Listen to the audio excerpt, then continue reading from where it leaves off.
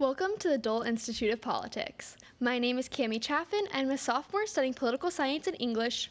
In addition, I'm very proud to be a member of the Student Advisory Board, the official student group of the Institute.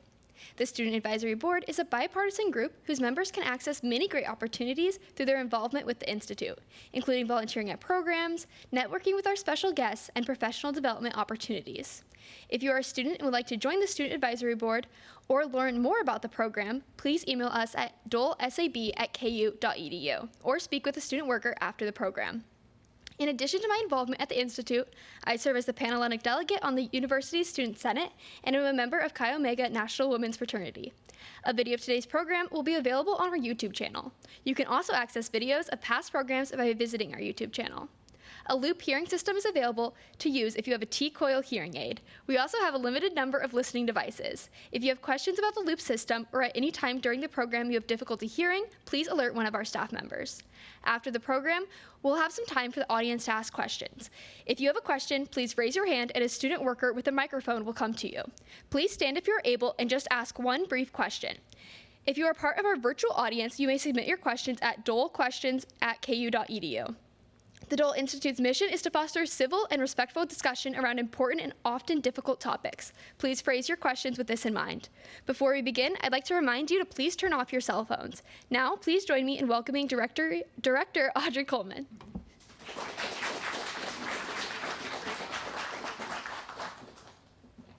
Thank you, Cami, for that great introduction. It's wonderful to see you all tonight for what is really the culmination of our student programming season. I just couldn't be prouder of the group that we have this year. Our Student Advisory Board Coordinator is Kenna McNally, and I will introduce her at a bit more length in a moment, but I just want to thank her for her leadership this semester, and she's just done an outstanding job. I want to be sure and thank Sarah Stacy, who is our Student Advisory Board Coordinator on staff here, and she does a fantastic job with these students. We have so much to look forward to with this group of students as our next generation of leaders. So I will look forward to our conversation that Kenna has designed, recruited all of the speakers for, and she's going to do a fantastic job at moderator. So before I turn it over to Kenna, who is a junior studying digital marketing, communications, public policy, and business, she's additionally the policy and communications intern for the Kansas Action for Children, a bipartisan organization dedicated to improving the lives of Kansas kids and families. So this conversation is right in line with her interests, and she's done a fantastic job preparing. Before we begin our program this evening and I turn it over to Kenna, I want to remind you all that we've got a few upcoming programs. Next Wednesday, April 9th at 4 p.m., we'll be hosting the final session of our spring discussion group series with Mr. Beat, YouTuber Matt Beat, who's also a public educator, and he has brought along a series of very interesting guests to examine the question, exactly how much power does an American president have? And we are going to be doing our last installment in which we examine, or Mr. Beat will examine the power of the electorate over the presidency. So that should be a very interesting conversation. His guests will be Walter Clapp of the No Cap Fund and Sarah Wolk of the Equal Vote Coalition. On Wednesday, April 16th at 7 p.m., please plan to join us for our annual Dole Lecture here at the Institute, our signature program that commemorates the date in which Bob Dole was wounded on the battlefields of Italy. This marks 2025 marks 80 years since that date, and in honor of that anniversary, we will welcome former staffers Sheila Burke, Rod DeArmond, and Robert Lighthizer to reflect on the senator's leadership, and particularly economic and political leadership during the 1980s and 90s during the Reagan era and really the height of Bob Dole's power. So you won't want to miss that one. And finally, for those of you who have young folks in your lives of all ages, please don't miss celebrating Easter with us on April 19th for our annual Easter egg roll with Dole from 10 to 1. One of our most fun and well-anticipated events all year. Egg rolls, hunts, crafts activities, rabbits, and more. Yes, real rabbits, not a person in a bunny suit. Now you know why it's so popular. Without further ado, my pleasure to turn the floor over to Kenna McNally to introduce her guests and begin our discussion this evening. Kenna. Thank you so much, Audrey, for that very kind introduction. And thank you guys all for joining us this evening for this important discussion on education in Kansas. I'm so pleased to introduce you to tonight's guests. So first, we have Kansas State Senator Doug Shane, who represents the 37th Senate District, which includes northern Miami County and southwestern Johnson County. Senator Shane is passionate about education, possessing a doctorate of veterinary medicine and a doctorate of philosophy in production medicine and epidemiology.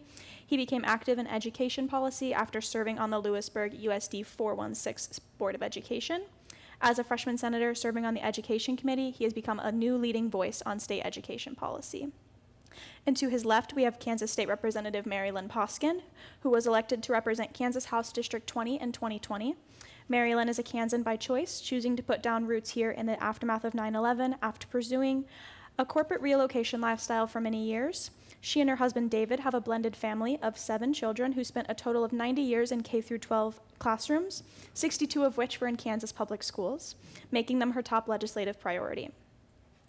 David has secondary progressive MS and is in a wheelchair full-time, and Mary Lynn is his primary caregiver, giving her firsthand insight on the struggles of living with chronic disease and the importance of access to health care and growing its workforce. Before joining the legislature, Representative Poskin worked for 20 years in higher education, including trade, community, and 4-year colleges. And last but certainly not least, we have Brett Parker, who worked in Kansas schools as a classroom aide, substitute teacher, and classroom teacher before being elected to the Kansas House of Representatives in 2016. After leaving the House, Brett has worked for Kansas National Education Association, supporting and advocating for educators in the greater Kansas City area in Kansas. So I'm so honored to have the 3 of you joining me this evening for this conversation. And to start us off with a bit of a softball, all 3 of you have experience in education, either at the K-12 level or in higher education. So starting with you, Senator Shane, can you tell us a little bit more about your background in education? Yeah, thank you so much, and thank you everybody for being here tonight. Thank you for the opportunity to be with the Dole Institute. I joked around with my kids that Dad will be okay tonight. As the Republican senator coming to Lawrence with K-State plates on my tag, things will be just fine in Lawrence, Kansas. So it's really a pleasure to be here, and thank you for the question. My background in education, I mean, it obviously goes back to my childhood, being in Kansas public schools, being in the suburban Blue Valley School District, and then eventually finding myself in my high school years in the rural community of Lewisburg. And seeing the differences between those districts from, being the child in those districts and the young learner in those districts. Being in higher education, both, completing 2 doctorate degrees and currently working as a teaching professor at K-State, I have a vantage point of what are higher education institutions bringing in their freshman classes, and what are we seeing on the post-secondary side. And that experience has been very, very important to informing my understanding of the challenges and the opportunities that we have in the K-12 side as well. My experience on the USD 416 Board of Education gave me really positive insight into learning things to do and things not to do. That was some of my earliest opportunities in government leadership. But it gave me the opportunity to understand the challenges and intricacies when it comes to the governing body of a local public school, and the challenges that come with being on a board of education and the responsibility that holds. Everything from the budget to policy decisions to disciplinary measures. It's an important role and often an underappreciated one, and that has been formative in forming my positions as a senator. And Representative Poskin, what about you? Thank you, and thanks again for having us here this evening. Education has been central to my entire life. And again, starting as a young student, my father was an Air Force career pilot, and so I personally was in public schools, Alabama, California, Nebraska, all over the country. And then when my children started in schools, my ex-husband relocated corporately every 18 to 24 months. So I also have the parental experience from public schools in New Hampshire, again in Florida, Texas, Illinois, all over the place. And when 9/11 happened, I decided that it was time to put down roots for my children. And in the hospitality industry, there's work across the entire world. We could have picked anywhere. We came to Kansas on purpose to be the place where we'd raise our children for the quality of life, for the outstanding educational opportunities, and the work that was available. My ex-husband opened the Overland Park Convention Center. So we've been there for a long time, and one of the things that happened within a few years of relocating was that the school funding kind of started going down. I had children in special ed, and they were trying to say, oh, he doesn't need speech therapy anymore. And I also worked in higher education for 20 plus years and was working at Johnson County Community College as we started seeing these budget cuts, and it's like, kind of what's going on? And I had always been very involved in the schools at the PTA level. I invented a snow day game where we threw cotton balls, and the first team that could cover their school with cotton got a snow day. So just was always super, super involved. And it was after I moved to Kansas that I became a little more aware of how policymakers influence and why were Kansas schools, some of the top to pick from. So as I mentioned, I worked at Johnson County Community College for nearly a decade, and I had not envisioned a future in politics. In fact, as an academic advisor there, we had a personality survey that you might be familiar with, Clifton Strength Finders, and students would maybe complain about what their strengths were or some of the potential vocations that they might pursue. And I used to joke with them, I'd say, you guys, mine says I should be a politician. And that would break the ice. We'd all laugh. And I'd say, that is the last thing I'm going to be.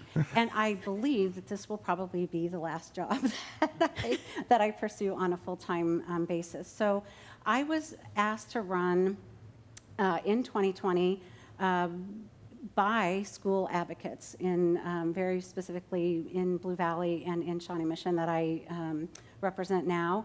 And I was able to make a lot of connections between what I came to Kansas for and some of the policies that were denigrating some of those qualities. And so I ran for office with the idea that I was going to be preserving and making all of those characteristics of Kansas that made me choose it out of any state in the entire nation to remain the hallmark of the Sunflower State. And it's an absolute honor to get to do that. Thank you. And Brett, what about you? So I have worked throughout public education. I student taught high school history, graduated into the Great Recession, and there were not a lot of high school social studies jobs at that time. So I worked as an ELL aide, I worked as a para-educator, I long-term subbed middle school science, and eventually landed as an elementary school ELL teacher. So I taught speakers of other languages. So I've been through just about each level and each role within the public education system. When I landed at the elementary school, that was not my career path I thought I was heading down, and what struck me was just the magic that my colleagues could do. The veteran first grade teacher who could take 25 6-year-olds and get them to do whatever they needed, and I was this floundering person who had just walked into elementary education for the first time. And what I saw at that time too was, as Mary Lynn referenced, it was around a time of some frozen budgets for Kansas public schools, and I was seeing some of those great magicians of public education starting to question whether they were going to stay in it for the last 10 years of their career. And it wasn't because they weren't getting paid more, though I'm sure that would have helped. A lot of it was just about the resources that were disappearing for some of the students, and a frustration of, I used to be able to get this group from point A to point B in the school year, and we're not having the resources, or class sizes are getting bigger, or just the needs are growing. And I thought, it's going to be a long time before I ever, if ever, can work the magic that they do. But there's probably some work to be done to help keep great people in that career and support them. So I got very involved with our local teachers union, Olathe NEA at that time. And as I helped do contract negotiations, got to know some of our district administrators. It's pretty intimidating when you're a third-year teacher sitting across from the superintendent in contract negotiations, but it was a good life experience. And what we really discovered was we had a really friendly Board of Education. We had pretty friendly administration. The problems were not local, they were mostly coming from the state. And I think, as probably a lot of people who have gotten into running for office can attest, my first thought was, well, someone should do something about this, and I'm going to find them and I will help them do that. And then you start looking around and asking, who's going to do it, and then everyone starts turning the question back at you. So it was a long process of sorting that out, and I was actually thinking when I walked in here, probably one of the steps on that journey was attending a Dole Institute 2014 election panel, probably October of that year, and so I'm excited to get to come back and be a part of one of these and participate in just a good discussion about getting different perspectives on an important topic of the day. Well, thank you for joining us again. So you've all sort of began to touch on it, but what do you see as the most pressing issue in education at the state level right now? Starting with you, Senator Shane. That's a tough question because there's a number of challenges, and everything from societal challenges and what our teachers are dealing with day in and day out with mental health and the differences in children these days, increasing need for special education support. I think I'll speak functionally for the state. Our state has a lot of really diverse needs when it comes to our public schools. We have a number of districts that are in shrinking communities that have facilities that are falling apart, and they're unable to get bond initiatives passed because of the shrinking tax base and the relative tax burden that those citizens are facing. And then we have explosive growth districts like are in Senate District 37, which are growing at such a rapid pace that we recently had a $100 million bond, actually was that yesterday, 2 days ago, in Gardner, that passed to help support a new elementary school and some other capital improvements for the district. And so there's a huge diversity of needs. Functionally for the state, our central challenge will remain is how do we satisfy our educational interests for the state and our public education institutions with those diverse needs, with our fiscal challenges in the state as well. And that's going to be kind of the central policy challenge that we have going forward. How do we address and how do we alleviate that so that our schools are in a good position and our state is also simultaneously in a good position when it comes to our state's primary investment. It is our number one investment in Kansas. And I think that's going to be the ongoing conversation is how can we be agile enough and adjust practice and policy to meet the ever-changing needs of education as we continue to move into 2025 and beyond. And to you, Representative Boskin. Thank you. It is multi-pronged and a very difficult question to answer in 3 minutes or less. And you've got a look at what is going on in our schools, and then another prong of what we're doing about schools and the policy that we're passing in the legislature. So at the school level, one of the things that is an issue across the nation and developed even more deeply after COVID is chronic absenteeism. No matter what amazing teachers we have, if they are not in school, they cannot learn. So we hear from all of our districts that chronic absenteeism is an issue.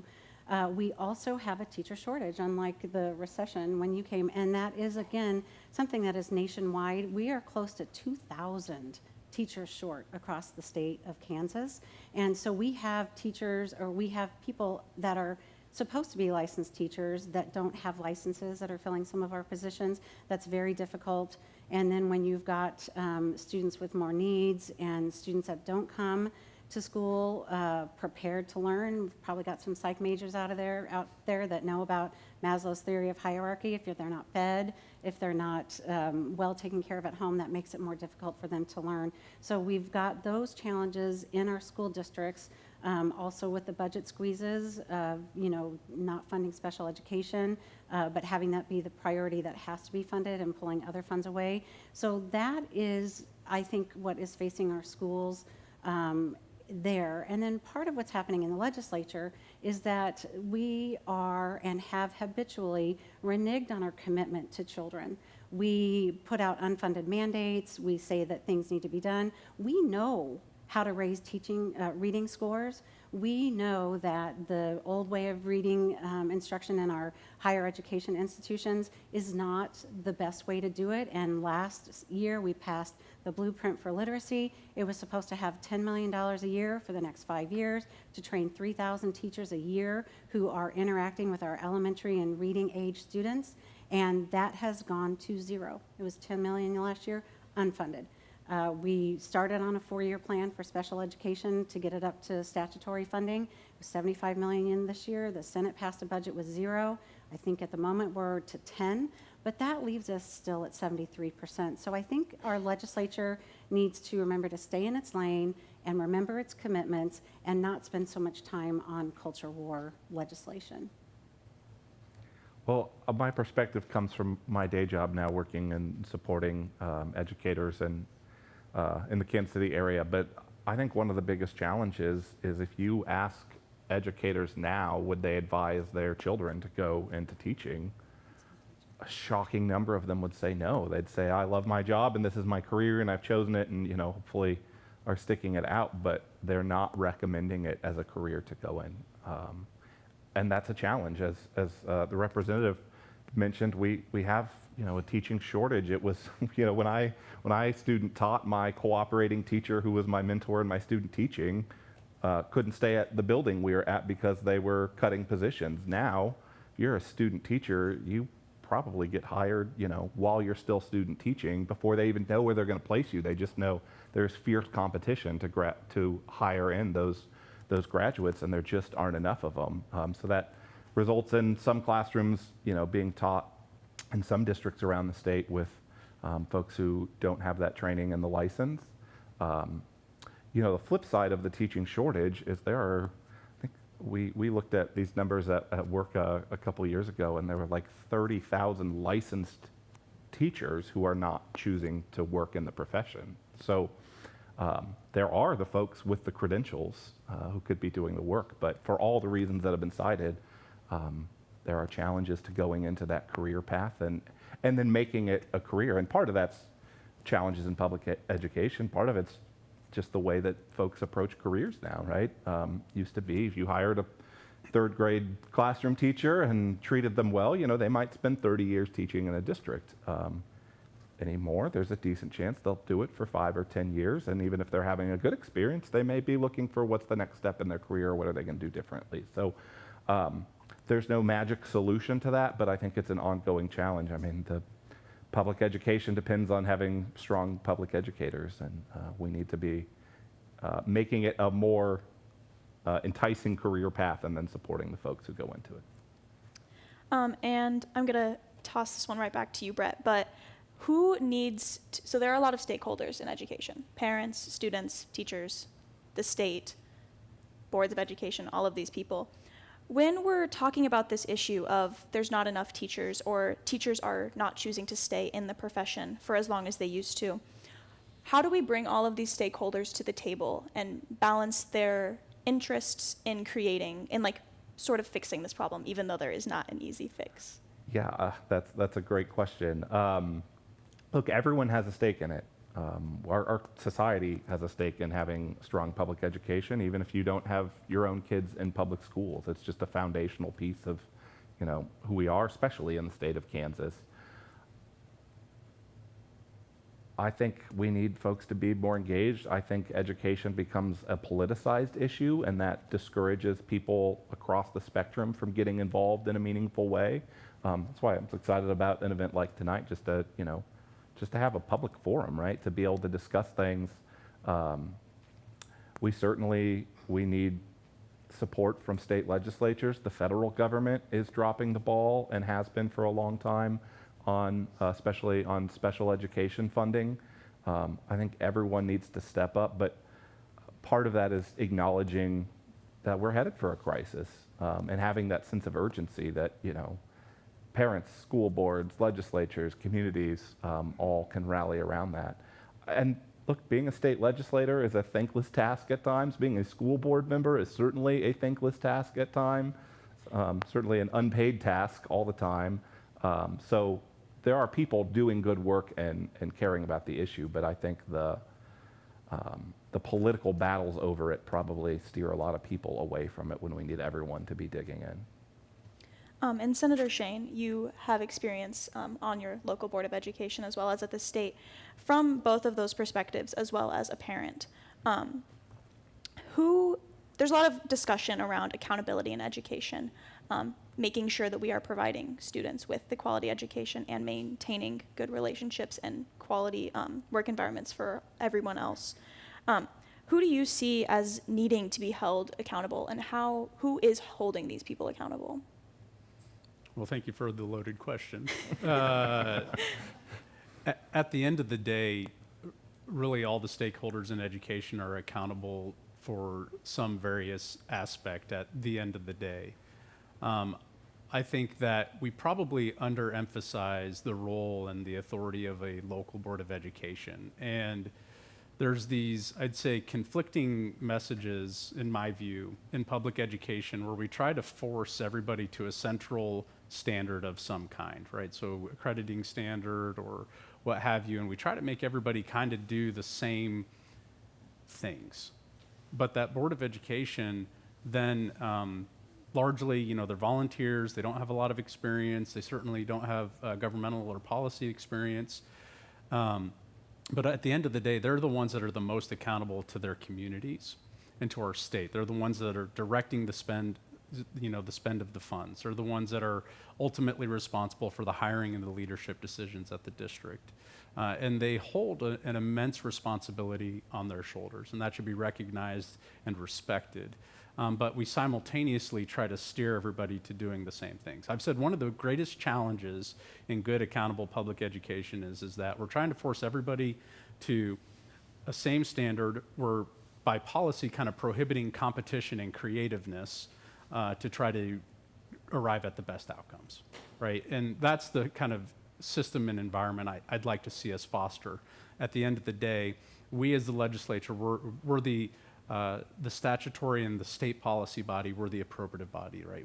We're responsible for that. That's what we need to be held accountable for. The Board of Education needs to be held accountable to wisely expending the taxpayers' funds. That includes local and state taxpayer funds, including federal taxpayer funds. They need to be accountable to their communities for having policies, good policies in place that work for the benefit of their staff and the benefit of the children that are entrusted to their educational care. And they're responsible and accountable to their local taxpayers.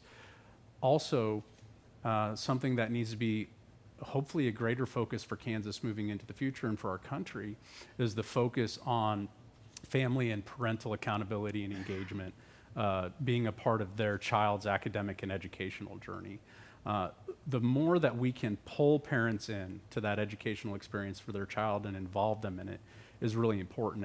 And from my perspective, that's been one of our areas that we've struggled in the United States, is that in some ways we want to kind of push the parents out, but in other ways we want to pull them in.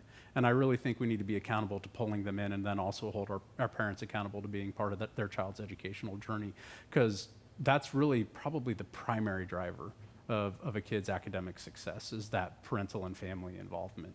And without that, not to say that a kid won't succeed, but it certainly makes it much more challenging. And Representative Hoskin. Yes, so there are multitudes of stakeholders, and absolutely every stakeholder has accountability and responsibility for what their part is. As the parent of 7 children, I can't agree more that the parent is one of the primary stakeholders in our schools. And I can tell you that in the school districts that I represent, they are invited. They are part of the strategic planning as our students. In fact, it was our students that made a point that mental health needed to be part of the strategic plan. So our school districts, the ones that I represent, are listening. And so students and parents are primary stakeholders. My sister is a special ed teacher in the state of Oklahoma, has been for 30 years, and she has a sign on her desk that says, "Lack of preparation on your part doesn't constitute an emergency on mine." And I love that, and I've used it on my 7 kids quite a bit. So we've got that level. And then, of course, there are the locally elected school boards, and those are your neighbors. Those are parents of the kids in your schools, and those are specialists in what works for your district. So they do also have a lot of responsibility. We have a state board of education that is also duly elected. And then we have the legislature, and we, of course, are the money holders, and we do the appropriations.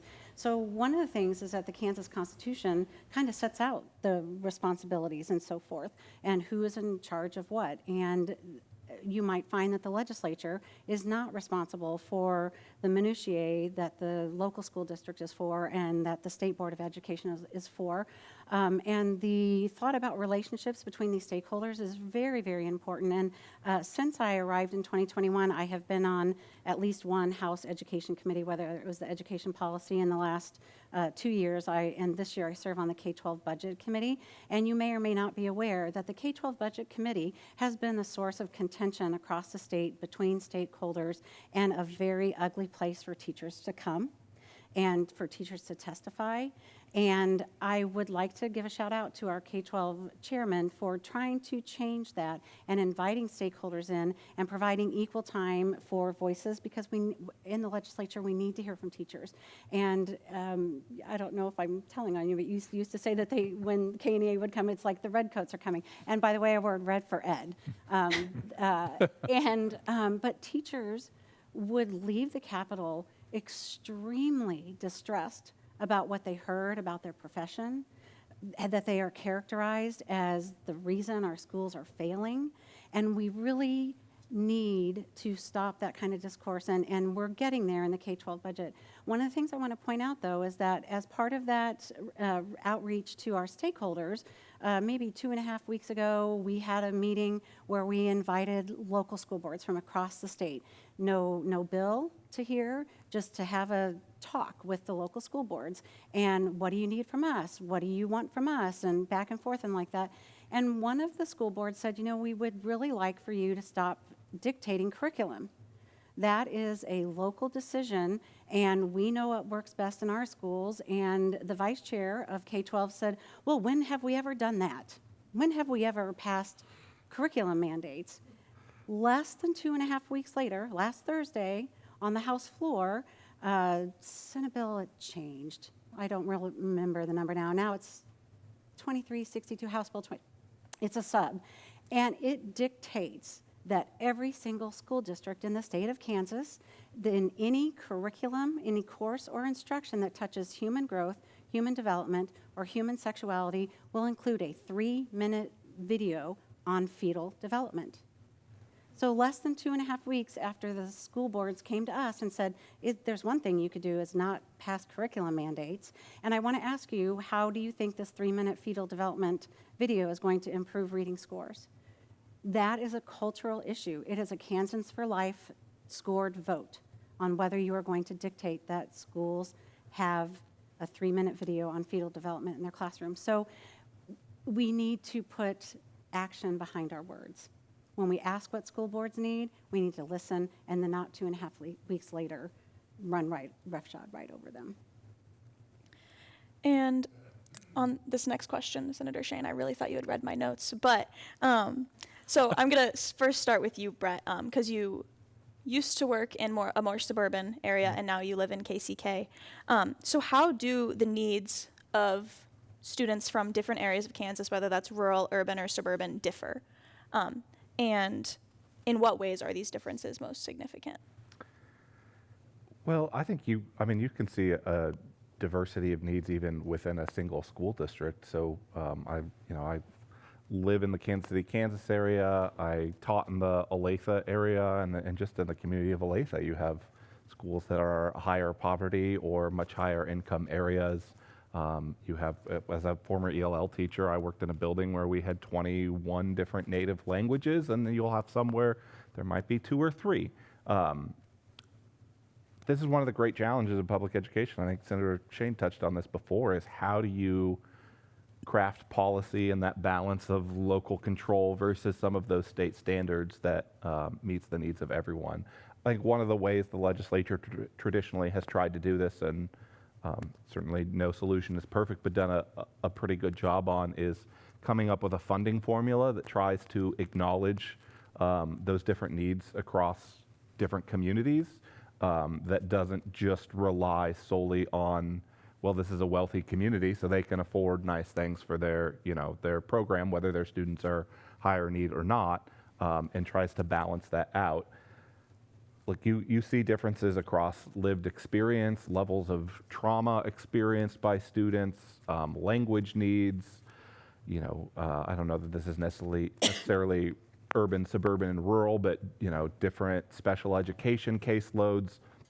There is just a unique combination of challenges that each region, but really each individual district faces, and it makes for tough work, especially for those local boards and the state board and the legislators, and trying to craft policy that's flexible enough to accommodate for that, but holds, like we're talking about accountability and standards that allows everybody to meet those standards, right? To allow every student to have that chance to succeed. So I think the best attempts to reach that have been through funding. That's certainly not the only answer, but that is one of the biggest challenges you see across differing places. And Senator Shane, coming from a more rural area, what are your thoughts on these varying differences and the one-size-fits-all approach? Yeah, so Lewisburg is a commuter community to the Kansas City Metro, and so our challenges there are different than some of our other rural communities. Miami County is still a growing county. We have fairly controlled growth, a little over 1% year over year, but most of the counties in Kansas are continuing to shrink in size. I think it's some 90 counties in Kansas will shrink another 50% in population before the next census, and so that's a real challenge and a real struggle because you have shrinking tax base, you have shrinking enrollment, and you have aging facilities, but you still have kids that have that educational need in those communities. And that's, I think, where we see a lot of our, so a lot of my representatives and senators that represent a lot of the counties in the central and the western part of our states, even the southeastern part of the state. Those are a lot of the struggles that, the districts that are out there become front of mind. I was talking to an individual who's a Board of Education member that they can't get a bond issue passed, and they literally have regular flooding within their building. And talk about negatively impacting the educational environment of that facility. And so balancing those interests and those needs becomes really tough, especially when the cost to build stuff these days is incredible. And we have, I can't remember the exact number, but we have a number of school districts in Kansas that have fewer than 100 children in the entire school district.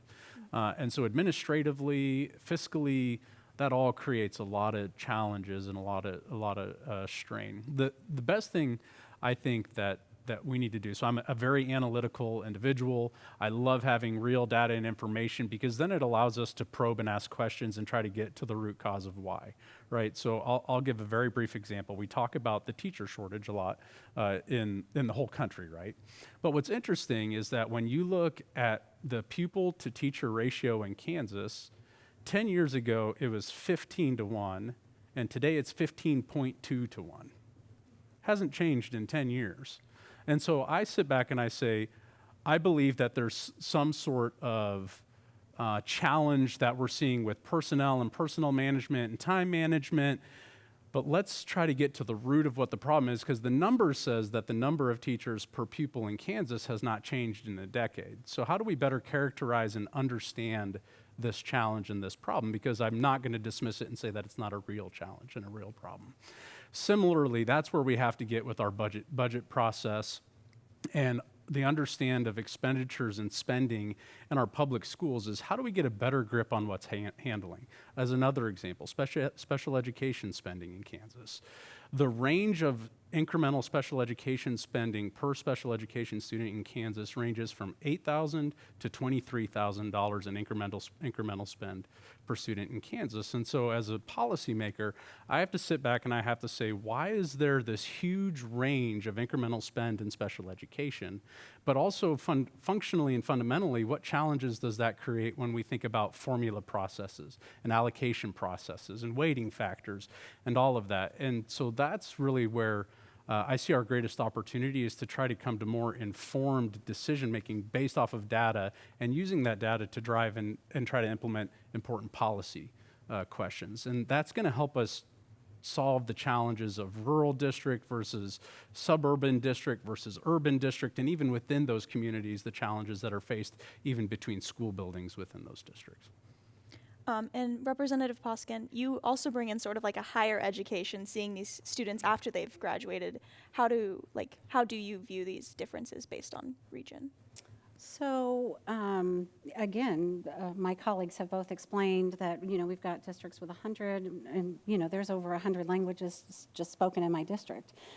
So I do think that goes back to the local control. I was a Republican for 35 years, and one of my absolute favorite tenets of the GOP platform is that local control should always be preferred. So I think that those challenges are best faced and best expressed to the legislature by our local school boards, and then you've got the state school board that have the different areas. And so to me, that is why the legislature needs to stay in its lane and let the local school districts deal and bring us their solutions to the state legislature. From the higher education perspective, you do get students with a lot of varying abilities, and a lot of, I actually have a credential from UCLA in college admissions advising, and so I did that for several years before I joined the legislature. And there is a whole nother language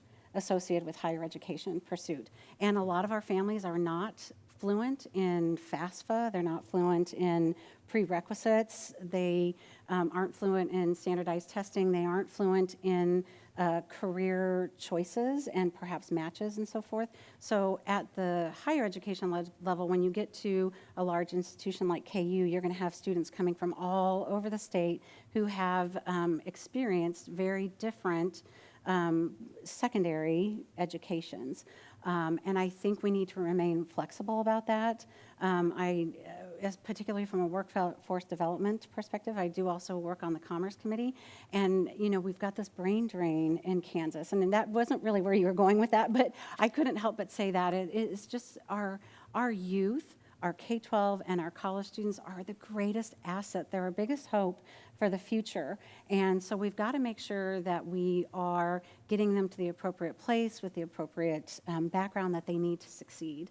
I know there's been some talk about remedial needs at higher education institutions. Well, that is what it is. And I can tell you, having worked at Johnson County Community College for, 8, 9, 10 years, that can be dealt with, and that very successful students move on when they have that piece. And one of the things that I want to say about that is that some of that is definitely a literacy issue problem that comes from the teacher education programs that moved away from what we are calling now the science of reading, or the letters and that type of thing. So the State Board of Education started making a commitment to that in the 20-teens, and we know how to fix that. And we have stripped the funding. Just on Friday, we got a letter from the State Board, and Kansas Department of Education got a letter saying that the ESSER funds that have already been committed, and I talked with a State Board of Ed member today, and they think they've got, that number is about $10 million dedicated to helping our teachers know how to teach reading. And that's been stripped as of Friday. We are not funding the Blueprint for Literacy. It was groundbreaking legislation last year. I think your predecessor was one of the forces behind it. And we have now stripped them of $40 million. So we've got to keep our promises and our commitments so that our children do come out of K-12 with what they need and all of the tools that they need to succeed in whatever their post-secondary plans are, from technical, career, military, to 4 years and beyond. And we'll be moving into audience questions in just a few minutes, so keep thinking. And if you're part of our virtual audience, you can send your questions to dolequestions@ku.edu. But I wanted to make sure we got in this question before we turned it over to our audience. So we've discussed a lot of the differences that exist within education policy. What opportunities have you seen, or do you hope to see, to create policies and practices that involve a variety of viewpoints? Starting with you, Senator Shane. I think that's an interesting question. one of the things I'm passionate about, and I think the audience has heard me say this, is how do we get to a position of taking more informed policy decisions and having good visionary policy setting practices. One of the challenges, and this is true in any business or wherever you're at in life, is many times people are focused on the fire that's burning in front of them, and it becomes very, very challenging to look to the future.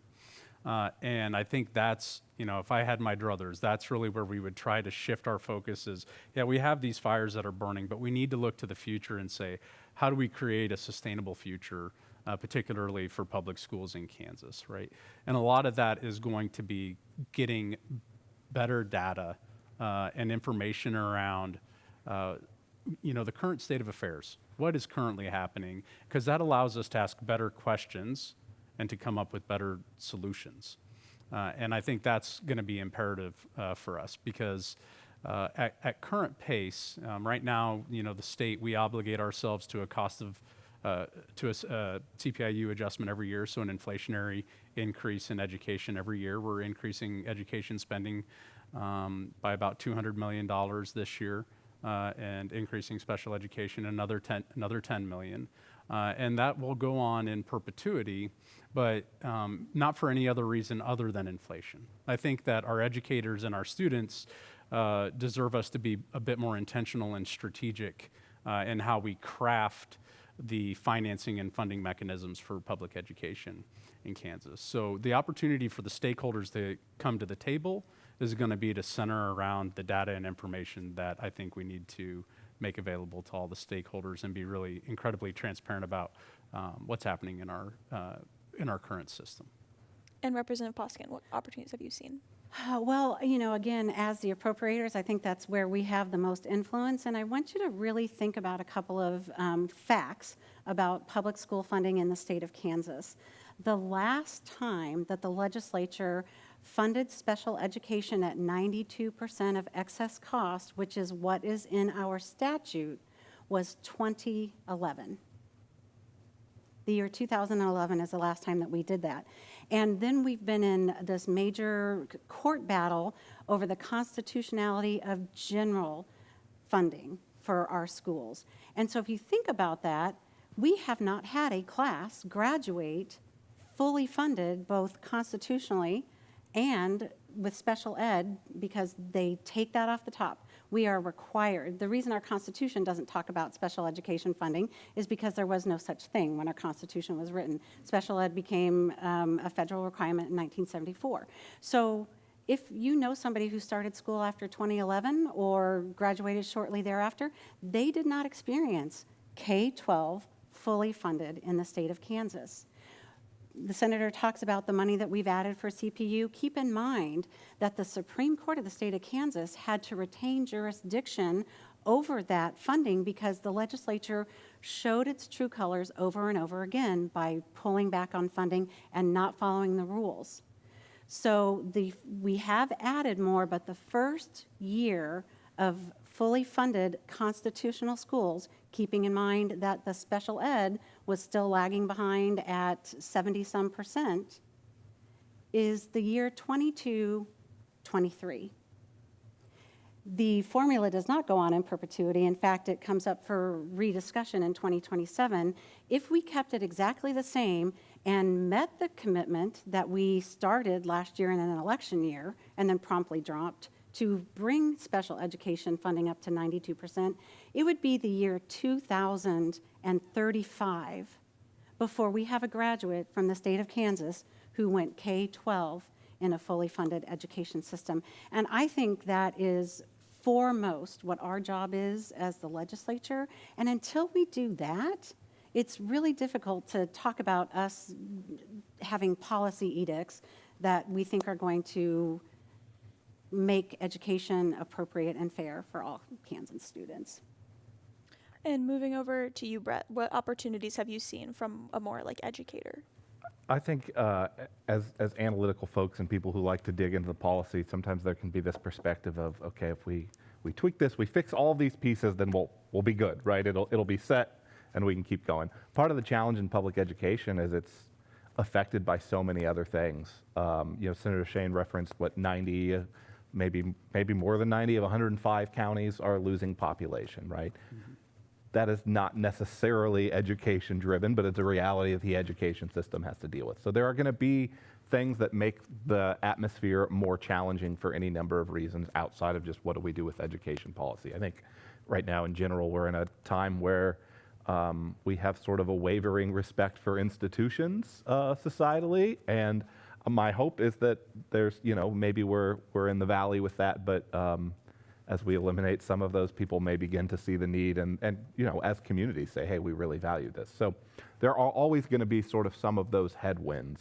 I do think one of the unique opportunities right now, because educators are in demand, is that districts that come up with ways to support their educators, to have innovative programs for students and be places where educators want to work, are just going to out-recruit their peers. And I hope that their peers take notice of that. I work with several districts, and I certainly notice the teachers that I work with are going, wow, this is a great place to work, and we feel supported for all these reasons, and places where that's less so. And I think some of those trends will hopefully create some best practices that we can adopt more broadly. I do also want to touch on part of the opportunities with public education. I know, especially as state legislator, it's more than 50% of the budget, right? It feels like this thing that just, it's always more and more to be spent on. But that, as Mary Lynn touched on, some of that funding really launches some of those innovative programs and opportunities. The funding formula as it stands now, its sort of foundation was in 1992. It's been tweaked in a few ways since then. But we're just talking about keeping up with inflation. Right now, the base aid per pupil is what the what the formula is it's built on. And that term might be outdated now. I can't remember if you guys have updated that. But basically, the one student with no extra weightings right now in the formula is somewhere around $5,300. If you had, in 1992, when you put that formula into place, just kept up with inflation till today, it'd be over $8,000. I think the inflation adjustment this year for the entire state is in the 200 million range. If you just kept up with inflation from 1992, one district that I work with, given a large one, Olathe, would have $100 million more in their budget. Mary Lynn touched on the special education funding piece of that. Olathe, I think, is one of the top districts that has to transfer money from their general fund budget to fund the needs in special education. It's tens of millions of dollars. And that is not all on the state. The state gap looks bigger because the federal government's gap is pretty big at this point as well. But I think it can be easy to get lost in, well, it's just more money, it's more money. But the money does fund those things. It funds those innovative programs and that focus on literacy or really micro-targeting some of those needs. And when the money runs dry, it makes the job of those local board members impossibly hard because you can see the needs, but you're just trying to stretch, the resources more and more thin. So, look, we are a resilient state and a resilient nation, and I think there's always the opportunity for new ideas and capturing those and finding ways to improve. I think we are in challenging times, but the piece that does give me optimism is people care about their community schools, and if they see challenges, they run for the school board or they get on the phone with their state legislators. And I think we need to see more of that to sort of propel us forward and build on some of those successes. But I think fundamentally that is something that people just value, especially in the state of Kansas. And I'm hopeful that they will keep showing up to support that. All right, so now I'm going to turn it over to the audience. We have a couple of students with microphones, so if you have a question, raise your hand and they will come over to you. Just a brief reminder that they will keep a hold of the microphone and to ask just one brief question. All right, so we can start there in the back. Hi, I have a question for Senator Shane.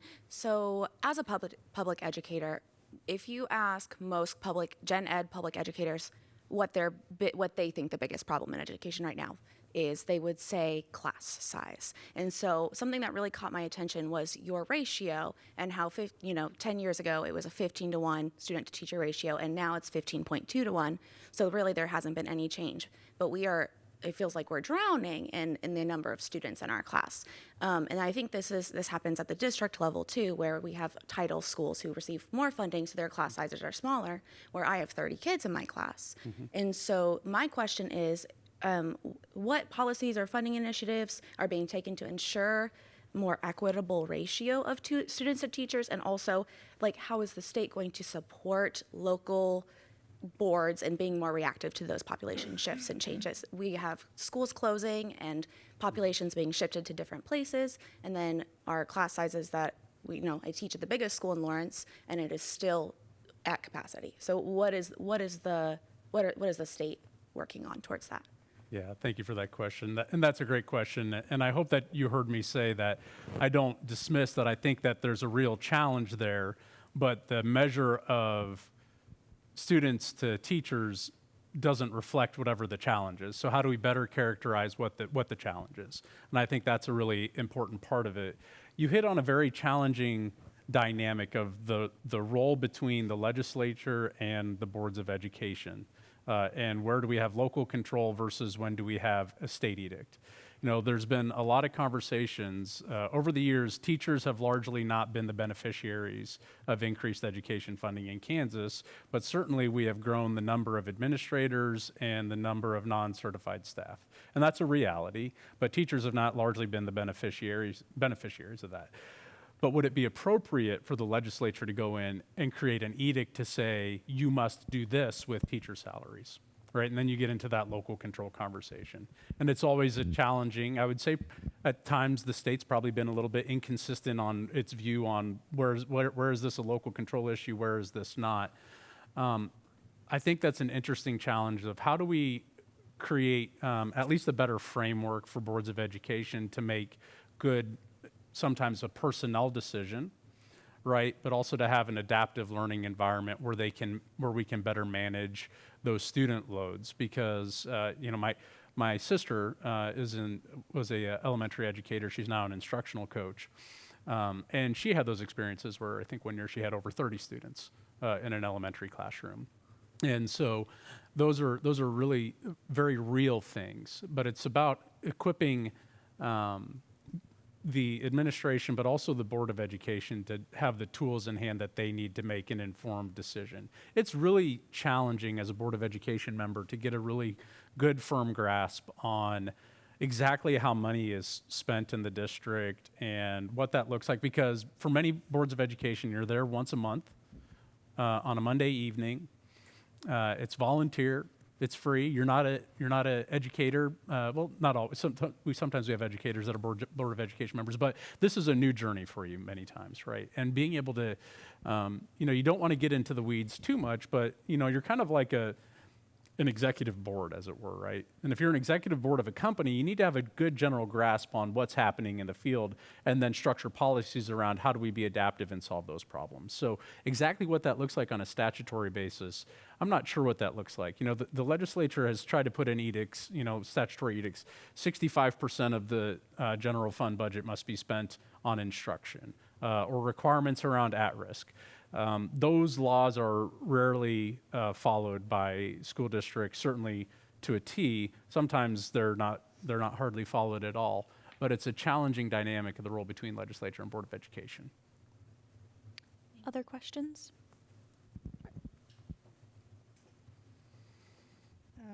I don't know if this, okay, so Chris Kobach joined other states in the lawsuit. What are your thoughts on that? I think it's section 504 for special ed, I think. Is that right? I can take that because I actually did a press conference about that. In my caucus, he joined Texas v. Becerra, and in that lawsuit, it calls for the elimination of Section 504, which is it's not IEPs, but it's 504 plans, and it helps not only disabled students, but it also creates access for people like my husband who's in a wheelchair full-time, that there has to be a machine at the doctor's office that he can get into. And so, yes, he did join that lawsuit. We called on him to withdraw Kansas from that. They did not do that, but they did adjust the lawsuit. So we had a big press conference. We sent him a letter, and there, I believe, were 17 states that joined that to declare it unconstitutional and unenforceable, that whole section. That actually, Senator Dole was quite a big part of turning into law in the 1970s. And so we asked him to withdraw. They did not do that, but they modified and said that in the actual relief section, it said they wanted to have that be declared unconstitutional and unenforceable. They are trying to backtrack and say that that's not what they ever intended, but the text, I'm not a lawyer, the text is there and it does say that. So that has been modified for now. We don't know, that doesn't mean they can't modify it and go back. So I will tell you that on the K-12 Budget Committee and my colleagues who are education-minded, we are absolutely watching that. And it was awful, and it's not on his website that he even was doing it. And so that's a really big problem for our most vulnerable and for the people that Senator Dole worked so hard to protect. Thank you for the question. And you guys might have something to add, but that was something that I actually worked on this session. Another question right up here. Hi, I think you really, when you talk about improving education by coordinating with families and improving the early childhood developmental environment where child care is high quality, but parents also need to know what they need to do. I was a school social worker. I visited a lot of families that were in trouble. I can tell you there's a lot of working class families that will say things like, well, I feed them and clothe them. You educate them. They don't know the importance of those early years, so they're not developmentally aware of what they need to do to really prepare their children. So I think you've got something when you say one of the big things we can do is improve the quality of early child care and the knowledge that parents have about what they can do to cultivate their children. The other one, as a former education researcher, the other question I have is about the teachers, what they're paid compared to other countries, how they're selected. You can look at Finnish models. You can look at other models. They're paying enough that they're attracting the highest talent in their societies to become teachers. And of course, they get fabulous results. Our teachers, when they go to college for 4 years, they're getting 70% of the pay that someone that would go into another field would get. So what can we do to improve those two areas? I see those as being crucial if we really want to see improved results. Whoever wants to take that one first. It's a tough question. Thank you for that. Ultimately, the folks that have the tightest control over what teachers get paid are boards of education. But you've also heard that there's also challenges in managing the school district budget, right? Increasingly so in Kansas, the way that school finance was originally designed and envisioned was that it was largely locally funded and largely local, a local effort. And now the balance has shifted where there's a very significant state component to the funding mechanism, right? So it's this very interesting challenge that exists as far as who can be the most helpful to addressing teacher pay, teacher benefits. And there's little bites at the apple that we can take. I introduced the bill this year to try to roll teachers from KPERS 3 to KPERS 2. It comes with a big fiscal note, but I think that retirement packages are an important component of teacher retention. At the end of the day, I get back, I'm going to keep coming back to my central theme of data and trying to get a better understanding of what the ground truth is. In Kansas, on average, our districts are expending around $19,000 per student. So some people say, well, that doesn't seem like enough. Others say that seems like way too much. And I think the truth is that maybe we really don't know. And we need to try to get a better understanding of what are the true financial resources that are necessary per student, per child, to have them successfully complete an education, especially in our public schools. And that helps inform the teacher salary question. to your point on what happens in other countries, it's true with a lot of government positions as well. I'll speak from the veterinary perspective. There's a lot of veterinary government jobs, particularly in Europe. You know, we make wisecracks in this country all the time about, oh, you know, if you can't, just go work for the government, right? And in other countries, those government jobs are actually the most respected and are very well compensated and pensioned positions. And so it's, they're held in different esteem, and it's a much more competitive pool of applicants. And so, you know, what the solution looks like, I'm not entirely sure, but it's a difference that does exist between our country and certainly others. But I think we need to get a really good grip on understanding the true financial requirements on a per-child basis educating, and then that helps us inform, well, okay, this was good, this was good, this was good. Maybe this we can tweak a bit, and then now we really need to answer the question on teacher compensation. Can I make one just the Department of Education cut its the Department of Education, our State Department, cut its research department, and I think it was 2007. They don't have researchers. You want data, they don't have people to do the job.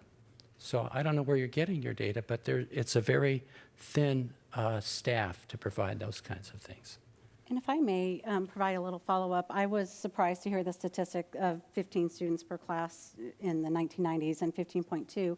And I think that data could maybe be dug into a little deeper because we have such a higher population of higher special ed needs, so that maybe we've got, you know, 4 teachers in a classroom with 4 kids, and that's how we get 30 in your elementary class. So data is incredibly important. And one thing about teacher pay, so one of the things that I was really proud to get across the line in my first term was doubling the Kansas Teacher Service Scholarship that would help eliminate student loans if students decided to teach in Kansas, because we were only funding half of those eligible applicants. And in doing some of that research through KLRD, our Legislative Research Department, I came across the Kansas Teacher Retention Initiative out of Emporia State University, and Kansas actually has more data, more complete data on what drives our teachers' satisfaction with their careers than any other state in the nation.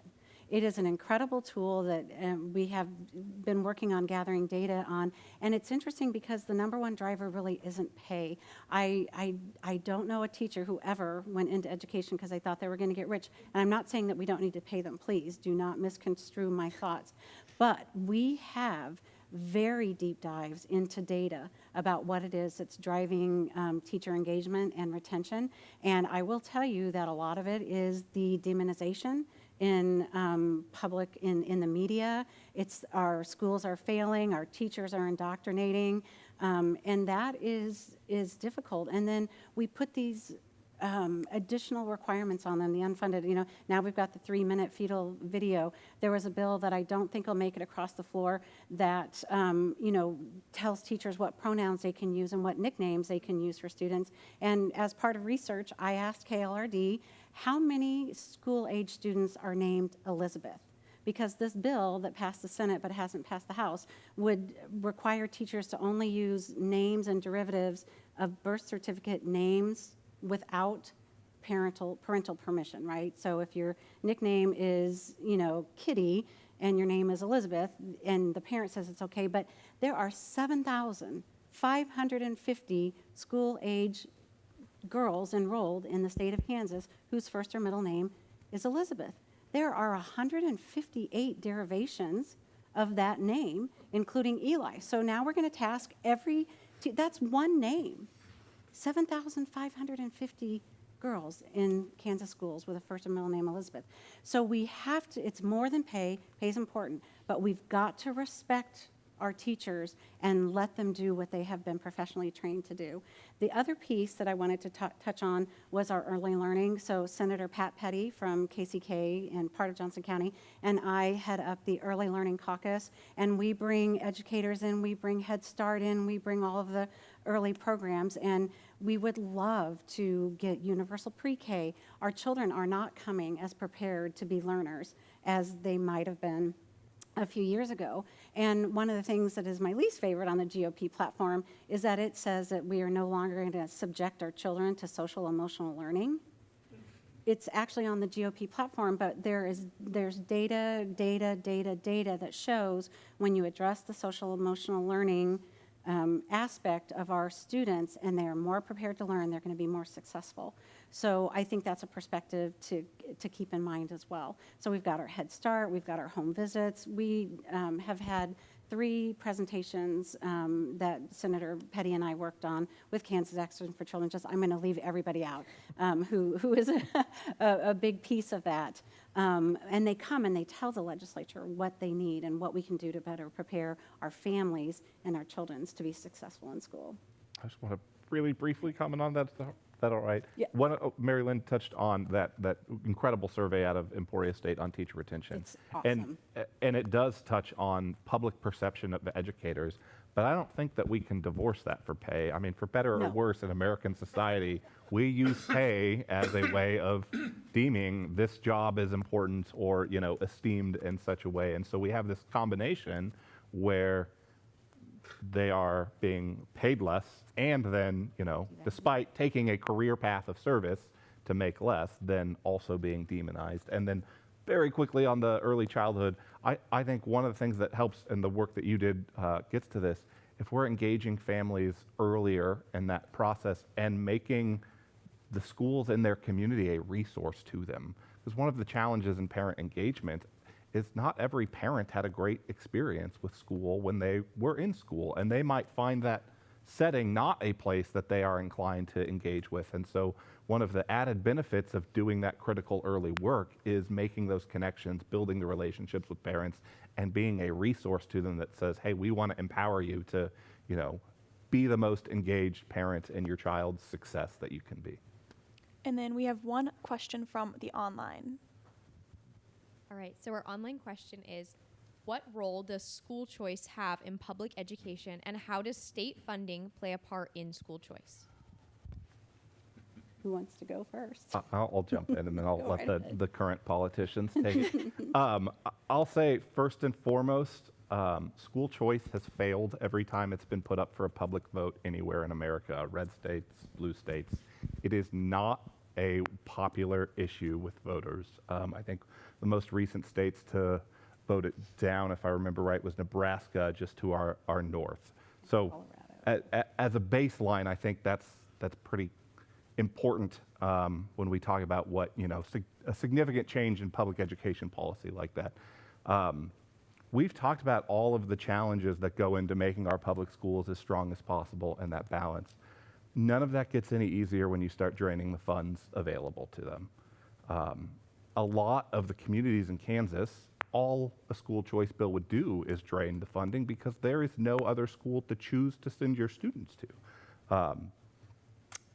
I will also say that in general, there's not a level playing field when it comes to voucher bills or the landscape. Public schools, by their nature, are there to serve anyone and everyone in the community. We don't hold private schools to those standards. We don't hold them to the same accreditation standards. We don't hold them to the same standards on receiving and providing for every single student. So I'll let the current legislators hit more of the details, but I guess the main points I want to put on are people don't like it. It drains funds from the current school, even if it's not directly from the formula, from the general fund. And it makes all of the challenges that we face more difficult because public schools are the foundation and they are serving everyone, even when private schools do not. To piggyback on that, I ran on public dollars for public schools. Our K-12 and really our public school system is a public good. Whether you got your real tax dollars worth out of it with 7 kids going to those public schools, or you had 0 kids going to those public schools, the people who serve your meal at a restaurant, the people who check you in at your doctor's office, the lawyers who serve you are educated, and it is a public good. There are not other public goods where you're like, you know what, I think instead of using the school library, I'm going to ask for a voucher to go to Barnes and Nobles. That's not how it works. When you make a private choice to go to a private school, that is a budgetary commitment that you make. In our Kansas Constitution, it's actually a part of it, Article 6, Section 6, that says that no public education funds will be in control of sectarian organizations. So that is a provision that what we've done in the state of Kansas is used a shell game. And people, a lot of legislators say we don't have vouchers. We do. In 2014, we established a tax credit scholarship where it is a shell game. So donors give money to a scholarship granting organization who then disperses scholarships for kids to go to private school. And then the next argument that they make is that that's not a voucher and that it's not tax dollars. But the way it works is that for every dollar that you give to that tax or to the scholarship granting organization, 75 cents of your tax liability does not in fact go to the state general fund to fund the services that we are required. So it costs you 25 cents on the dollar to sweep your money into private school that the state is not required to fund. So the other thing that's very interesting about that is that that was established in 2014, and it's called the Low Income Tax Credit Scholarship, but there is already a category of unlimited income. If you qualify for it once, and then your parents win the lottery, or they graduate from med school and go on to make $300,000 or $400,000 a year, you will be eligible for the rest of your life. That tax credit scholarship has been expanded 10 times since 2014. The cap, the eligibility, always moving it forward. It used to be free lunches. It's moving up every year. This year they tried to add 3 new categories of unlimited income. And so it is a vehicle to go to a universal voucher scheme. The best amendment I haven't been able to run yet was to change the name of that to the taxpayer-assisted private school scholarship, because that's what it is. We haven't heard it on the House floor this year. In my knowledge, this is the first year that we may be able to stop that expansion. 3 new categories with unlimited income, and I was able to prove that you could be an Army colonel in Leavenworth making $120,000 a year and have a spouse with unlimited income and rake in $8,000 a year for private school scholarships. In my own district, you could be a Leawood fire captain and be married to an executive at one of my many, many big companies and get $8,000 a year. This year there was another bill that passed on the Senate side, but not our side, that would give you an $8,000 tax credit if you did not send your children to public school. In committee, I was able to prove that we didn't fund a $40,000 School for the Blind extended year program in Dodge City, but a family in Dodge City with 6 children in the Catholic school would clear $43,000 on that tax credit after paying tuition. So it was amended to be just tuition, but we've got to remember we have been hearing a lot about our budget and that we are already looking at out years of negative balances. We cannot subsidize private school choices and hurt the amount of money in our state general fund that is available to do all the necessary government issues. I have lovingly and pridefully earned the nickname in my community of the voucher killer. So I will stand on that all day, every day. So school choice can mean a lot of different things, and it's important to be specific, I think, when you're talking about what kind of a school choice initiative are you talking about? So are you talking about open enrollment in public schools? Are you talking about the establishment of education savings accounts? Are you talking about conventional voucher systems? So it's important, I think, to be specific about what you're talking about from a policy perspective, because school choice can mean a lot of different things. And a lot of them are bad policies, to be quite frank. A lot of the school choice policies out there are bad. But something that we do know is good, and something that we recognize in this country that is good, is competition. And so creating an educational environment that fosters competition, even between public schools, right, I think goes to the broader benefit. There's two systems in our country that suffer from a lack of competition. That's healthcare and education, right? And I think it's important that we ask the question of how do we promote and enhance competition to help improve progressive and innovative outcomes? And that's the important question. So for me as a policymaker, that's what I'm looking at. If we think about every tax credit or every scholarship as stealing from the public schools, well, we've got $8.2 billion of exemptions and tax incentives on the table in Kansas. But we're only crying about a scholarship or a tax credit that goes to the child whose family's made a private school investment decision. I think that we need to be fair when we're talking about impacts to the state general fund, and we have to have a transparent conversation because we have a lot of economic incentive and exemptions on the table. I, for one, think we should have a hard look at those and determine which ones have been valuable for the state, because it does have an impact on tax receipts for our state, and it's an important question going forward. But I don't think that we need to impugn necessarily tax credits where somebody wants to make a private school investment. I agree with the representative that the scholarship program probably could be renamed so that it more accurately conveys what it's doing, and we can be fair and have a good conversation about that. And transparently, you know, my kids are right now in private school, and it was actually me on the Senate side that looked at the proposal that was on the table for this session and said, well, hold on just a second, guys. This tax credit would actually exceed what my kids' tuition is, so that doesn't make any sense. That's not a good bill for the people of Kansas. So if this is going to go through, that at least needs to be fixed, because that's a huge problem. That's a huge red flag.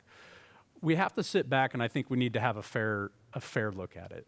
And we need to determine, what does sound education, public school funding look like, right? Our state was called to invest in our state's educational, scientific, vocational, and intellectual interests. One of those mechanisms is public schools. But the educational interests of the state and the systems to achieve that can mean a lot of different things. And I view that individual right to an education, that is an individual right to the child that our state secures. Collectively, we invest in public education, but the right belongs to the child. So when it comes to school choice programs, I'm not a blanket, I'm for all school choice programs, but I do think we can have our cake and eat it too and come up with sound solutions that allow families to try to make the best decisions for themselves while also making sure that our public schools are in the position that they need to be. And I hope that's where we can get, because I think competition is a good thing and giving people choices is also a good thing. All right, thank you guys all for joining us this evening. It has been a very lovely conversation, and safe travels home. Thank you for coming.